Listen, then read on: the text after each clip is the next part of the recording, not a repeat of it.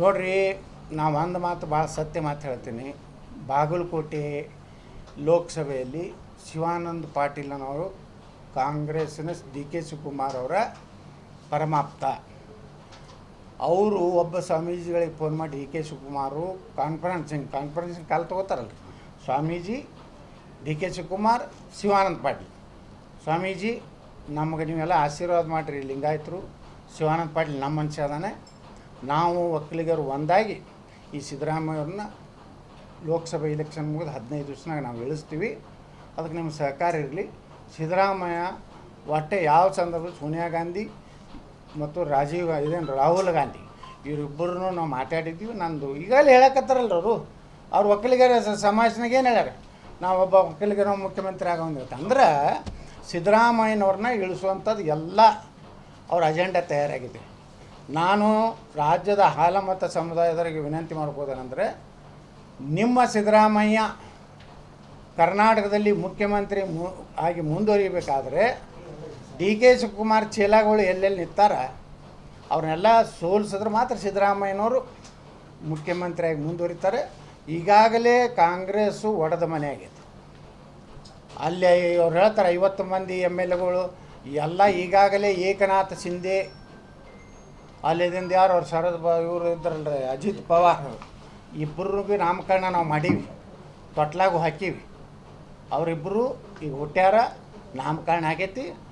ಈ ಲೋಕಸಭೆ ಎಲೆಕ್ಷನ್ ಪ್ರೌಢಾವಸ್ಥೆಗೆ ಬರ್ತಾರೆ, ಸರ್ಕಾರ ಬೀಳ್ತದೆ, ಹಳೆಯಾಗತ್ತೆ 100%. ಅವ್ರು ಡಿ ಕೆ ಶಿವಕುಮಾರ್ನೇ ವ್ಯವಸ್ಥಿತವಾಗಿ ಸಿದ್ದರಾಮಯ್ಯನ ಇಳಿಸ್ಲಿಕ್ಕೆ ಸುಮ್ಮನೆ ಮಾತಾಡ್ತಾರೆ ಅವರು. ಸಿದ್ದರಾಮಯ್ಯವ್ರು ಹೇಳ್ತಾರೆ ಮೈಸೂರು ಮತ್ತು ಚಾಮರಾಜನಗರನಾಗ ನೀವು 60,000 ಲೀಡ್ ಕೊಡದೇ ಇದ್ದರೆ 2 ಲೋಕಸಭಾ ಗೆಲ್ದಿದ್ರೆ ನನ್ನ ಕುರ್ಚಿ ಹೋಗ್ತದತ್ತ ಸಿದ್ದರಾಮಯ್ಯ ಹೇಳ್ತಾರೆ. ಡಿ ಕೆ ಶಿವಕುಮಾರ್ ಹೇಳ್ತಾರೆ ನೀವು ನನ್ನ ಪರವಾಗಿರುವ ಮಂಡ್ಯದು ನನ್ನ ತಮ್ಮ ಡಿ ಕೆ ಸುರೇಶನ ನೀವು ಸೋಲಿಸಿಬಿಟ್ರೆ ಒಕ್ಕಲಿಗ ಜನಾಂಗಕ್ಕೆ ಮುಖ್ಯಮಂತ್ರಿ ಆಗುವಂಥ ಅವಕಾಶ ತಪ್ತದತ್ತೆ. ಅಂದರೆ ಡಿ ಕೆ ಶಿವಕುಮಾರ್ ಸಿದ್ದರಾಮಯ್ಯ ಅವರು ಹಳ್ಳಿ ಮಿಳ್ಳಿ ಮೈಸೂರು ಹಳೆ ಮೈಸೂರು ಭಾಗನ ಬಿಟ್ಟರೆ ಅವರಿಗೆ ಭಯ ಇರೋದು ತಮ್ಮನ್ನ ಹೆಂಗೆ ಆರಿಸ್ತಿರ್ಬೇಕು ಅನ್ನೋ. ಡಿ ಕೆ ಶಿವಕುಮಾರ್ ಅವ್ರಿಗೆ ಮೈಸೂರು ಚಾಮರಾಜನಗರನಲ್ಲಿ BJP ಬಂದರೆ ನನಗೈತಿ ಅನ್ನೋದು ಸಿದ್ದರಾಮಯ್ಯ. ಇದೇ ಚಿಂತೆಯಲ್ಲೇ ಅವರಿಬ್ಬರು ಅದಾರ. ಇದು ಅಸ್ಥಿರತೆ ಕಾಡ್ತಾ ಇದೆ. ನಿಶ್ಚಿತವಾಗಿಯೂ ಕರ್ನಾಟಕದಲ್ಲಿ ಭಾರಿ ಬದಲಾವಣೆ ಆಗ್ತೈತಿ. ಆಶ್ಚರ್ಯನೂ ಪಡಬೇಡಿ, ವಿಧಾನಸಭೆ ವಿಸರ್ಜನೆ ಆದ್ರೂ ಆಗ್ಬೋದು. ಸರ್, ಈಗ ಬೆಳಗಾವಿನಾಗೂ ಕೂಡ ಒಂದು ಮತಾಂತರ ಮಾಡೋಕ್ಕೆ ವಿವಾಹಿತ ಮಹಿಳೆಯದು ಖಾಸಗಿ ಫೋಟೋಗಳ ವೈರಲ್ ಮಾಡಿ ಮತಾಂತರ ಆಗಬೇಕು, ನಮ್ಮ ಧರ್ಮನ ಸ್ವೀಕಾರ ಮಾಡಬೇಕು ಅಂತ ಹೇಳಿ ಸೌದತ್ತಿ ಲಿಮಿಟ್ಸ್ನಾಗ ಒಂದು ಇದು ಮಾಡಿದ್ದಾರೆ ಸರ್, ಟಾರ್ಚರ್ ಮಾಡಿದ್ದಾರೆ. ಇಲ್ಲಿವರೆಗೆ ಅವ್ರಿಗೆ ಅರೆಸ್ಟು ಮಾಡಿಲ್ಲ. ಅವ್ರ ಬಗ್ಗೆ ನೋಡಿ ಸರ್, ಇಂಥ ಹಗರಣಗಳು ಭಾಳ ಆಗಲಾಕತ್ತವೆ ಪ್ರಕರಣಗಳು. ಕೆಲವೊಂದು ಮಹಿಳೆಯರು ಮಾನ ಮರ್ಯಾದೆ ಗಂಜಿ ಪೊಲೀಸ್ ಸ್ಟೇಷನ್ಗಾಗಲಿ ಇದು ಆಗಲಿ ಆಗೋದಿಲ್ಲ. ಒಟ್ಟಾರೆ ಅವ್ರದ್ದು 2047 ಭಾರತವನ್ನು ಇಸ್ಲಾಂ ರಾಷ್ಟ್ರ ಮಾಡಬೇಕು ಅನ್ನೋಂಥದ್ದು ಅವ್ರದ್ದೊಂದು ಟಾರ್ಗೆಟ್ ಇದೆ. ಈ SDFI ಮತ್ತು ಯಾವುದು PFI ಇವೆಲ್ಲದರ ಟಾರ್ಗೆಟ್ ಏನಿದೆ ಅಂದರೆ 2047ಕ್ಕೆ ನಾವು ಭಾರತವನ್ನು ಇಸ್ಲಾಮೀಕರಣ ಮಾಡಬೇಕಂತೇಳಿ ಲವ್ ಜಿಹಾದು ಅಲ್ಲಿದಿಂದ ಈ ರೀತಿ ಭಯಪಡಿಸಿ. ನೋಡ್ರಿ, ಅಲ್ಲಿ ಗದಗನಾಗೂ ಒಂದು ಹೆಣ್ಮಕ್ಳದ್ದು ಹಿಂಗೆ ಆಯಿತು. ಆಕೆಗೆ ಕೊನೆಗೆ ಪಾಪ ಹೆಣ್ಮಗಳ ಮ್ಯಾಗೆ ಆ್ಯಸಿಡ್ ಚೆಲ್ಲಿ ಅದೊಂದು ಪ್ರಕರಣ ಆಯಿತು. ಇಂಥ ಪ್ರಕರಣಗಳು ಭಾಳ ಆಗ್ತಾಯಿವೆ. ಇದರ ಕೆಲವೊಂದು ಹೊರಗೆ ಬರ್ತಾಯಿದ್ದಾವೆ, ಕೆಲವೊಂದು ಇದ್ರೆ ಪಾಪ ಅವ್ರ ಮರ್ಯಾದೆಗೆ ಅಂಜಿ ತಮ್ಮ ಹಾಳಾಗಿ ಹೋಗ್ಲಿ ಬಿಡಪ್ಪ ನಮ್ಮ ಮಗಳು ಅನ್ನೋಂಥ ಪರಿಸ್ಥಿತಿ ಇದೆ. ಅದಕ್ಕೆ ನಾನು ಇಷ್ಟೇ ರಾಜ್ಯದ ಜನತೆಗೆ ವಿನಂತಿ ಮಾಡ್ಕೋದಂದರೆ, ನೀವು ಈ ದೇಶದಲ್ಲಿ ಸುರಕ್ಷಿತ ಆಗಿರಬೇಕಾದ್ರೆ, ನೀವು ಭಾರತ ಉಳಿಬೇಕಾದ್ರೆ, ಸನಾತನ ಧರ್ಮ ಉಳಿಬೇಕಾದ್ರೆ, ನಿಮ್ಮ ಮನೆಯಲ್ಲಿ ನೀವು ಸುರಕ್ಷಿತ ಇರಬೇಕಾದ್ರೆ ನರೇಂದ್ರ ಮೋದಿಯನ್ನು ಬಿಟ್ಟರೆ ಈ ದೇಶದಲ್ಲಿ ಯಾರೂ ಪರ್ಯಾಯ ಇಲ್ಲ. ಅದಕ್ಕೆ ನಾವು ಮತದಾರರಿಗೆ, ಕಲಬುರಗಿ ಲೋಕಸಭಾ ಮತದಾರರಿಗೆ ವಿನಂತಿ ಮಾಡ್ಕೋತೀನಿ, ನೀವು ಹೊರಗೆ ಬಂದು ಮತದಾನ ಮಾಡಿ. ಮುಂಜಾನೆ ನೋಡಿ, ನಾವು ಬಿಜಾಪುರನಾಗ ನನ್ನ ಕ್ಷೇತ್ರದಲ್ಲಿ 1,20,000 ಮುಸ್ಲಿಮರು ಅದಾರೆ, 1,60,000 ಹಿಂದೂಗಳದಾರೆ. ನಮ್ಮಲ್ಲಿ 15-20% ಹಿಂದೂಗಳು ವೋಟಿಂಗ್ ಆಗ್ತದೆ. ನಾ ಇಷ್ಟೇ ಹೇಳಿದೆ, ನೀವು ಹೆಂಗೆ ನಮ್ಮ ಇವ್ರದ್ದು ಫಿಕ್ಸ್ ಆಗಿಬಿಟ್ಟಿದ್ದು ಮುಸ್ಲಿಂ ಲೀಗದ್ದು ಕಾನ್ಸ್ಟಿಟ್ಯೂನ್ಸಿ ಆಗಿದೆ, ಯಾವುದು ನಮ್ಮ ಉತ್ತರ ವಿಧಾನಸಭೆ. ನನ್ನದು ಹಾಗೆ ಇದೆ, ಅದೂ ಮುಸ್ಲಿಂ ಬಾಹುಳ್ಯ ಅಂಥದ್ದು. ಯಾಕಂದ್ರೆ ಇಂಡಿಯಾದಾಗ ಇದು ಕರ್ನಾಟಕದಾಗ ಹೈಯೆಸ್ಟ್ ಮುಸ್ಲಿಮ್ ಇರೋದು ನನ್ನ ವಿಧಾನಸಭೆದಾಗ. ನಾ ಹೇಳಿದೆ ನಮ್ಮ ಹಿಂದೂಗಳಿಗೆ, ನೀವು ಸುರಕ್ಷಿತ ಇರಬೇಕು, ನಿಮ್ಮ ಹೆಣ್ಮಕ್ಳು ಸುರಕ್ಷಿತ ಇರಬೇಕು, ನೀವು ಅತ್ಯಂತ ಭಯಭೀತ ಇಲ್ಲಾರ್ದೇ ನಗರನಾಗ ಅಡ್ಡಾಡ್ಬೇಕಂದ್ರೆ ನನಗೆ ಓಟ್ ಹಾಕ್ಬೇಕಾದ್ರೆ ಮುಂಜಾನೆ 6 ಗಂಟೆಗೆ ಪೋಲಿಂಗ್ ಬೂತಿಗೆ ಬರ್ರಿ.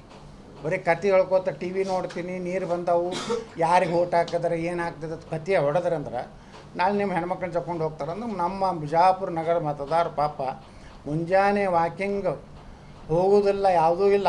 ಮುಂಜಾನೆ 6:30 ಪೋಲಿಂಗ್ ಬೂತ್ ಬಂದಿತ್ತು.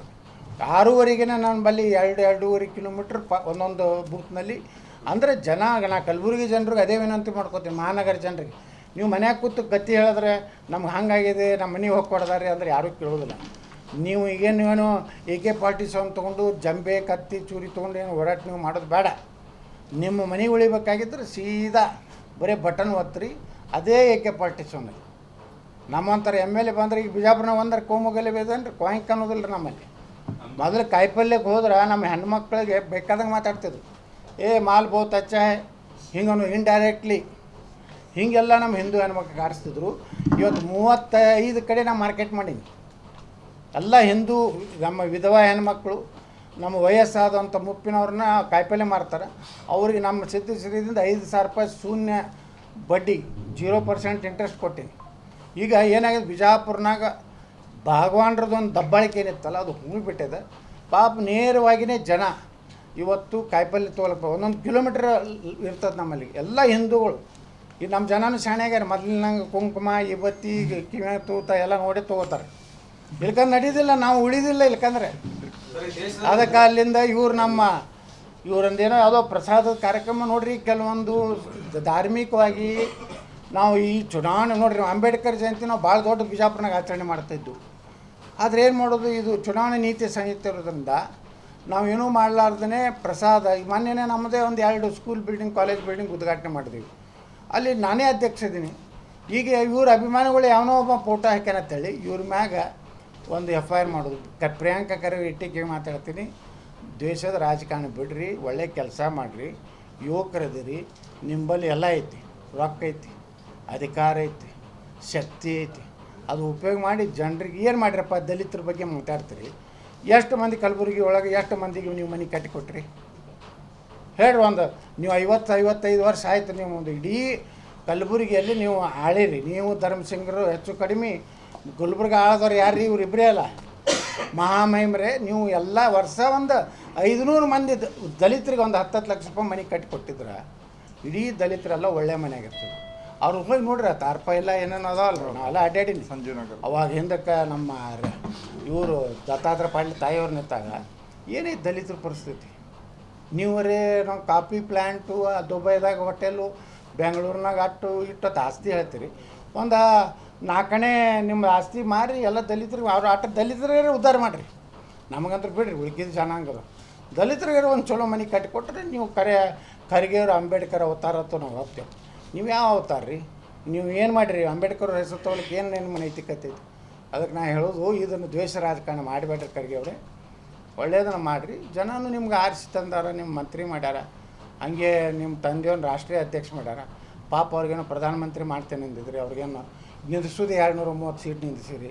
ಪ್ರಧಾನಮಂತ್ರಿ ಆಗಬೇಕಾದ್ರೆ 270 ಆಡಬೇಕು, ನೀವು ನಿಂದಿಸಿದ್ದು 230, ಆರಿಸಿ ಬರುವ 40. ಖರ್ಗೆ ಅವರು ಆಗೋದಿಲ್ಲ, ರಾಹುಲ್ ಗಾಂಧಿನೂ ಆಗೋದಿಲ್ಲ.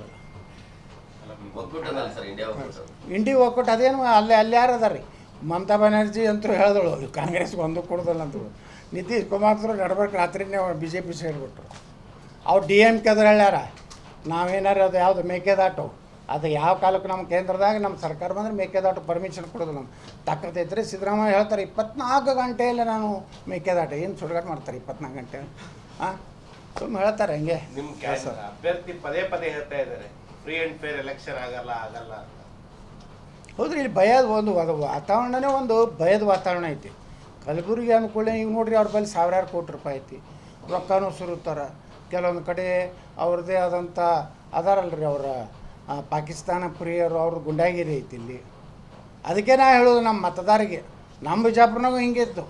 ಅಲ್ಲೇನು ಮಾಡ್ತಿದ್ರಿ, ಅವರೆಲ್ಲ ತಮ್ಮ ಏರಿಯಾದಾಗ ಓಟ್ ಹಾಕ್ಕೊಂಡು ಆ ಯುವಕರು ಏನದಾರಲ್ಲ, ಮುಸ್ಲಿಂ ಯುವಕರು ನಮ್ಮ ಹಿಂದೂ ಏರಿಯಾದಾಗ ಬರೋದು, ಬಂದು ಮೋಟ್ರ್ ಸೈಕಲ್ ತೊಗೊಂಡು ಅದ್ರ ಸೋತ ಇಸ್ಕೋ ನಿಕಾಲ್ ರೇ ಇನ್ಕೋ ಮೊಬೈಲ್ ಅದು ಕೂಡ ನಮ್ಮ ಹಿಂದೂ ಹೆಣ್ಮಕ್ಳು ಓಡೋಗ್ಬಿಡ್ಬೇಕಲ್ಲ ಓಟ್ ಹಾಕ್ಲಾರ್ದೆ ಅಂಥ ವಾತಾವರಣ ಇದೆ. ಅದಕ್ಕೆ ಗುಲ್ಬರ್ಗ ವಿಶೇಷವಾಗಿ ಕಲಬುರ್ಗಿ ಹಳ್ಳ್ಯಾಗ ಮಾಡೋದಿಲ್ಲ ಬಿಡ್ರಿ, ಹಳ್ಳ್ಯಾಗ ನಮ್ಮ ಮಂದಿ ಬಿರ್ಸೈತಿ ಬೆಳೆದು. ಕಲಬುರ್ಗಿ ಒಳಗೆ ನಮ್ಮ ಹಿಂದೂಗಳಿಗೆ ಹೇಳೋದೇನೆಂದರೆ ಮುಂಜಾನೆ 6:30 ಹೋಗಿ ಓಟ್ ಹಾಕಿ. ಅವ್ರು ತಮ್ಮ ಏರಿಯಾದಾನ ಓಟ್ ಹಾಕಿ ಬರೋದ್ರಾಗ ನೀವು ಓಟ್ ಹಾಕಿ ಮನೆಗೆ ಹೋಗಿ ಆರಾಮ ಮಕ್ಕೊಂಡ್ಬಿಡ್ರಿ ಟಿ ವಿಯರೇ ನೋಡ್ರಿ ಮತ್ತೇನು ಮಾಡೋದು ಮಾಡಿರಿ ಅದು ದಯವಿಟ್ಟು ಎಲ್ಲರ ಕೈ ಮುಗಿದು ಕೊಕ್ಕೋದಂದ್ರೆ 7ನೇ ತಾರೀಕು ನಮ್ಮ ಸೂಟಿ ಐತೆ ಅಂತ ಹೇಳಿ ಪ್ರವಾಸಕ್ಕೆ ಹೋಗೋದು ಯಾವ ರೆಸಾರ್ಟ್ಗೆ ಹೋಗೋದು ಮಾಡಿದ್ರೆ ನೀವು ಕಾಯಂ ರೆಸಾರ್ಟಿಗೆ ಹೋಗ್ಬೇಕಾಗ್ತದೆ. ಮತ ಹಾಕ್ರಿ ಅದೆಲ್ಲ ಹಿಂದೂಗಳಿಗೆ ಅಂತ ಹೇಳ್ತದೆ. ಏನೇನು ಸಾಕಷ್ಟು ಘಟನೆಗಳು ನೋಡಿದಾಗ ಯಾರಾದ್ರೂ ಹಿಂದೂಗಳ ರಕ್ಷಣೆ ನಿಂತಿದ್ರ ನೀವು? ಯಾವ ಒಂದು ಪ್ರಕರಣದಲ್ಲೂ ಧ್ವನಿ ಎತ್ತಿಲ್ಲ ಸರ್ ಬಿಜೆಪಿ. ಈಗ ನಿಮ್ದು ಅಲ್ಲಿ ಅಟ್ರಾಸಿಟಿ ಕೇಸ್ ಆಗಿರೋದು ರಟಕಲ್ ನಿಮ್ಮ ಗಮನಕ್ಕೂ ಇದೆ. ಇಲ್ಲೊಬ್ಬರು ಇಲ್ಲಿ ರೌಡಿ ಶೀಟರ್ ಓಪನ್ ಮಾಡಿರುವಂಥದ್ದು ಇಂಥ ಸಾಕಷ್ಟು ಉದಾಹರಣೆಗಳೈತಿ. ನೀವು ಇವಾಗ ಅವ್ರಿಗೆ ಮತ ಹಾಕ್ರಿ ನಾವು ನಿಲ್ತೀವಿ ಅಂತ ಸಂದರ್ಭದಲ್ಲಿ ಈಗ ಇವ್ರು ತಯಾರು ಮಾಡಿವಲ್ಲ ಗಟ್ಟಿಯಾಗಿ ನಿಂದ್ರಲ್ಲ ಹಾಂ ಈಗ ನಿಂತಾರಿಲ್ರಿ ಅವರೆಲ್ಲ ಹಿಂದೆ ಅವ್ರಿಗೆ ಜನ ಏನು ಶಿಕ್ಷೆ ಕೊಡೋದು ಕೊಟ್ಟಾರ್ರಿ. ಈಗ ನಮ್ಮ ಬಿಜಾಪುರನಾಗ ಹಂಗೆ ಐತ್ರಿ ಬರೇ ಓಟ್ ತೊಗೊಬಂದು ಅಟ್ಟೆ ಹಿಂದೂಗೊಳ್ಬೇಕು ಓಟ್ ಆದ್ಮ್ಯಾಗ ಹಮ್ ತುಂಬ ಬಾಯಿ ಹಮ್ ತುಂಬ ದೋನೋ ಮಿಲ್ಕೆ ರಿಯಲ್ ಎಸ್ಟೇಟ್ ಕರೆಂಗೆ ಅಂತೇಳಿ ಗುಂಟ ಪಂಟ ಮಾಡೋರು ಇದ್ರೆ ಬಿ ಜೆ ಪಿನೇ ಎಮ್ ಎಲ್ ಇದ್ದ ಅವ್ನ ಮನ್ಯಾಗ ಅವರೇ ಇರ್ತಿದ್ರು ನಮ್ಮವ್ರು ಹೊರಗೆ ನಿಂದಿರ್ತಿರು ಬಿಸಿಲಾಗ ಹಂಗಿತ್ತು ಪರಿಸ್ಥಿತಿ. ನೋಡ್ರಿ ಎಂ ಪಿ ಅವ್ರು ಎಷ್ಟು ಕೆಲಸ ಯಾರು ಮಾಡ್ಯಾರ ಹೇಳ್ರಿ. 1 ಲಕ್ಷ ನೇರವಾಗಿ ಉದ್ಯೋಗ ಸೃಷ್ಟಿ ಮಾಡುವಂಥ ಟೆಕ್ಸ್ಟೈಲ್ ಪಾರ್ಕ್ ಮಾಡಿದ್ರು. ಯಾವ್ದ್ರಿ ಮಾಡ್ಲಕತ್ತಾರಲ್ರಿ ಈಗ ಇದು ಭೂಮಿ ಪೂಜೆ ಆಗೈತಿಲ್ರಿ ಫಂಡ್ ರಿಲೀಸ್ ಆಗ್ಯದ SVP ಆಗ್ಯದ ನೋಡ್ರಿ ದೊಡ್ಡ ಪ್ರಾಜೆಕ್ಟು. ಈಗ ರೈಲ್ವೇದ DRM ಆಫೀಸ್ ಮಾಡ್ತೀನಿ ಅಂದ್ರೆ ಖರ್ಗೆ ಸಾಹೇಬ್ರ ರೈಲ್ವೆ ಮಂತ್ರಿ ಇದ್ರೆ ಯಾಕೆ ಮಾಡಲಿಲ್ಲ? ಸೋಮ ತಾವು ಇರೋದಾಗೋದಿಲ್ಲ ಅಂತ ಅದೊಂದು ಇದು ಕೂಡಿಸಿದ್ರು ಅದೇನು ಎಕ್ಸಲೇಟರ್ ಅದು ಕೂಡಿಸಿದ್ರು ಅವ್ರಿಗೆ ಇರ್ಲಕ್ಕೆ ಆಗೋದಿಲ್ಲ ಅಂತ ಹೇಳಿ ನಿಮಗಲ್ಲ. ಕಲಬುರಗಿ ಸರ್ ಚೌಕ್ ಪೊಲೀಸ್ ಠಾಣೆ ವ್ಯಾಪ್ತಿಯಲ್ಲಿ ಒಂದು ಲವ್ ಜಿಹಾದ್ ಪ್ರಕರಣ ಆಗಿದೆ. ಹುಡುಗಿ ಓಡೋಗಿ 3 ದಿನ ಆಯ್ತು, ಇನ್ನೂ ಅದ್ರ ಪತ್ತೆ ಆಗಿಲ್ಲ.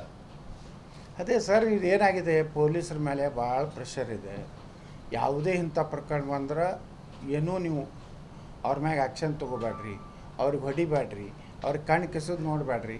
ಈ ರೀತಿ ಪೊಲೀಸರ ಮೇಲೆ ಇವರು ಒಂದು ತರ್ಪ ನ್ಯಾಯ ಬಯಣೆ ಮಾಡ್ಲಕತ್ತಾರೆ. ಇದನ್ನೇ ನಾವು ಈಗ ಬಂದೈತಿ ಇದು ಚುನಾವಣೆ ಅನ್ನೋದನ್ನೇ ಇಂಥದಕ್ಕೆ ಜನ ಬಂದು ಹೊರಗೆ ಬಂದು ಓಟ್ ಹಾಕಿದಾಗೇ ಪರಿವರ್ತನೆ ಆಗ್ತದೆ. ಎಲ್ಲರೇ ನಾವು ಬರೀ ನಮ್ಮ ಮನೆಗೆ ಆಗೈತ್ರಿ ಇವತ್ತು ನೋಡ್ರಿ ನ್ಯಾಯ ಮಟ್ಟ ಮನೆಗೆ ಆಗೈತಿ ನಾಳೆ ನಮ್ಮ ಮನೆಗೆ ಆಗ್ತದೆ ರೀ. ಇದು ನಡೀದೆ. ಇದಕ್ಕೆ ಪರಿಹಾರ ಅಂದ್ರೆ ಮತದಾನ ಮಾಡೋದು ಒಂದೇ ಪರಿಹಾರ. ನರೇಂದ್ರ ಮೋದಿಯವರು ಒಬ್ಬರೇ ಈ ದೇಶಕ್ಕೆ ಆಶಾ ಕಾರಣ. ನರೇಂದ್ರ ಮೋದಿ ಅವರು ಪ್ರಧಾನಮಂತ್ರಿ ಪ್ರಿಯಾಂಕಾ ಖರ್ಗೆ ಕೊಟ್ಟಿರೋ ಸ್ಟೇಟ್ಮೆಂಟ್ ಸರ್, ಅವ್ರು ಪ್ರಧಾನಮಂತ್ರಿ ಅಲ್ಲ ಪ್ರಚಾರ ಮಂತ್ರಿ ಅಂತ. ಇವ್ರೇನತ್ರಿ ರಸ್ತೆ ಒಳಗೆ ಸ್ಟೇಟ್ಮೆಂಟ್ ಕೊಡೋ ಮಂತ್ರಿ ಏನ್ರಿ ಬರೇ ಏನು ಮಾಡ್ಯಾರ? ಗ್ರಾಮೀಣ ಅಭಿವೃದ್ಧಿಯೊಳಗೆ ಏನು ಕೆಲಸ ಮಾಡ್ಯಾರ? ಅಲ್ಲಿಯೂ ಜಾತಿ ಮಾಡ್ತಾರೆ, ಅಲ್ಲಿಯೂ ಜಾತಿ ಅಲ್ಲೇನ್ಯಾಗ ಸಾಮಾಜಿಕವಾಗಿ ಎಲ್ಲ ಸಮುದಾಯಗಳು ಕೊಡ್ಬೇಕಿಲ್ರಿ. ಇವತ್ತು ನೀವು ಹೇಳ್ರಿ ನೀವು ಗ್ರಾಮೀಣ ಅಭಿವೃದ್ಧಿಯೊಳಗೆ ಏನು ಕೆಲಸ ಮಾಡ್ರಪ್ಪ? ಏನೂ ಇಲ್ಲ. ನಿಮ್ಮ ಸಾಧನೆ ಹೇಳ್ರಿ. ಮೋದಿಯವರು ಈ ದೇಶಕ್ಕೊಂದು ತಪಸ್ಸು ಮಾಡ್ತಾರೆ, ಹೋರಾಟ ಮಾಡಿರಿ. ನೀವು ಒಂದು ಅಪವಾದ ಅದಾವ ನಿಮ್ಮ ಮ್ಯಾಗೆ ಎಷ್ಟು ಅಪವಾದ ಅದಾವ? ನರೇಂದ್ರ ಮೋದಿಯವರ ಇದಕ್ಕೆ ನೀವು ಸಮ ಅಲ್ಲ. ಅವರು ಭಾರತದ ಪ್ರಧಾನಮಂತ್ರಿ. ಈ ಮಲ್ಲಿಕಾರ್ಜುನ್ ಖರ್ಗೆ ಅವ್ರ ಬಗ್ಗೆ ನಮ್ಗೆ ಗೌರವ ಐತೆ. ಒಬ್ಬರು ರಾಷ್ಟ್ರೀಯ ನಾಯಕರು ಇದ್ದಾರೆ. ನೀವು ಬೇಕಾದಂಗೆ ನೀವು ಮಾತಾಡಿದ್ರೆ ನಾಳೆ ನಿಮ್ಮ ತಂದೆಯವ್ರಿಗೂ ಹಂಗೆ ಮಾತಾಡ್ತಾರೆ. ನಿಮ್ಮ ತಂದೆಯವ್ರಿಗೆ ಗೌರವ ಸಿಗಬೇಕಾದ್ರೆ ನರೇಂದ್ರ ಮೋದಿಗೂ ನೀವು ಗೌರವ ಕೊಟ್ಟು ಮಾತಾಡ್ರಿ. ಏನು ಬೇಕಾದೆ ಅಂದರು ಅದೇನೋ ಒಮ್ಮೆ ಹಿಂದಕ್ಕೆ ಒಂದು ಭಾಳ ಕೆಟ್ಟ ಸ್ಟೇಟ್ಮೆಂಟ್ ಕೊಟ್ಟಿದ್ರು ಪ್ರಧಾನಮಂತ್ರಿ ವಿರುದ್ಧ. ಅವರು ಏನೋ ರಸ್ತೆನೋ ಏನೋ ಹಾಂ ಏನೋ ಒಂದು ಭಾಳ ಅವಮಾನಕಾರಿಯಾಗಿ ಪ್ರಧಾನಮಂತ್ರಿಗಳ ಬಗ್ಗೆ. ಅವರು ಒಂದು ಸಂವಿಧಾನಾತ್ಮಕವಾದಂಥ ಹುದ್ದೆಯಲ್ಲಿದ್ದಾರೆ. ಅವ್ರು ಮನಮೋಹನ್ ಸಿಂಗ್ರೇ ಇರಲಿ, ಹಿಂದೆ ಶ್ರೀಮತಿ ಇಂದಿರಾ ಗಾಂಧಿಯವರು ಇರಲಿ, ನಮ್ಮ ವಾಜಪೇಯಿ ಇದ್ದಾಗ ಇಂದಿರಾ ಗಾಂಧಿ ಬಗ್ಗೆ ಎಷ್ಟು ಗೌರವಯುತವಾಗಿ ಪಾರ್ಲಿಮೆಂಟ್ನಲ್ಲಿ ಮಾತಾಡ್ತಿದ್ರಿ. ಈ ಪ್ರಿಯಾಂಕಾ ಖರ್ಗೆನಿಂದೇ ಮಲ್ಲಿಕಾರ್ಜುನ ಖರ್ಗೆ ಸೋತ್ರು. ಮತ್ತೇನು ಹೇಳ್ತೀರಿ? ಧನ್ಯವಾದ. Thank you sir. Thank you.